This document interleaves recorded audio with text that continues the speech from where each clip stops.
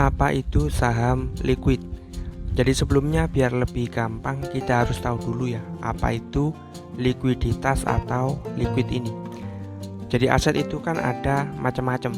Jadi misalnya ada saham, emas, rumah atau tanah. Jadi yang dimaksud aset liquid itu adalah asetnya yang mudah buat diperjualbelikan. Dari beberapa contoh ini ya kita bisa tahu kalau misalnya emas ini lebih liquid daripada rumah. Karena kalau kita mau menjual emas kan mudah ya, kita tinggal ke toko emas misalnya Pegadaian atau ke saudara kita mungkin yang lagi butuh emas. Nah itu gampang, jadi prosesnya cepat, hitungan menit sudah laku.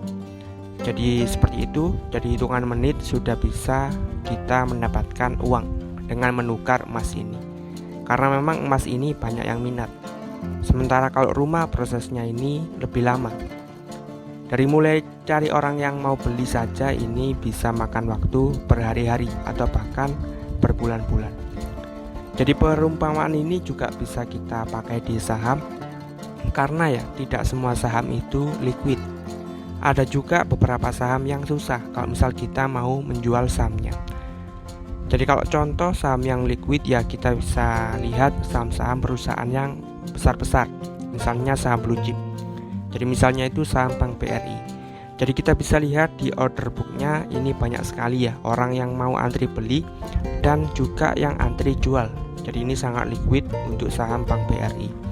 Sementara untuk salah satu saham yang nggak liquid itu perusahaan Siantar Top. Jadi perusahaan ciki-cikian yang kita bisa lihat ya di order booknya ini sedikit sekali yang mau membeli dan menjual saham ini.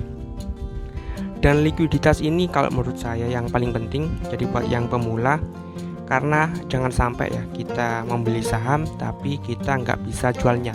Jadi artinya kan kita rugi 100%.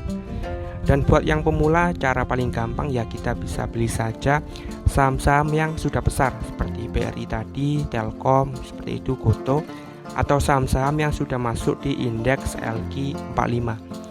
Dan indeks ini isinya itu gampangnya ya 45 saham yang paling banyak ditransaksikan, jadi yang paling liquid. Untuk listnya kalian bisa cek ya di websitenya Bursa Efek Indonesia di idx.com.